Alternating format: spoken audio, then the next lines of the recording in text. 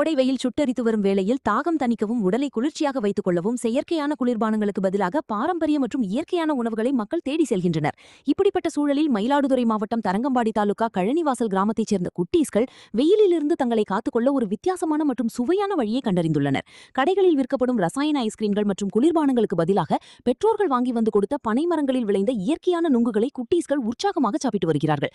இந்த பாரம்பரிய உணவு உடலுக்கு குளிர்ச்சி தருவதோடு எந்தவிதமான பக்கவிளைவுகளும் இல்லாதது என்பதால் குட்டீஸ்கள் தரையில் அமர்ந்து மகிழ்ச்சியுடன் ருசித்து பண நுங்கு பகிர்ந்து சாப்பிட்டு வருகின்றனர். இதை பெற்றோர்கள் வீடியோவாக எடுத்து இன்றைய சிறுவர்களுக்கு நமது பாரம்பரிய குளிர்ச்சி நிறைந்த பனை நுங்கை சாப்பிட ஊக்குவிக்கும் வகையில் சமூக வலைதளங்களில் பகிர்ந்து வருகின்றனர். இது அனைவரின் கவனத்தையும் ஈர்த்து வருகிறது.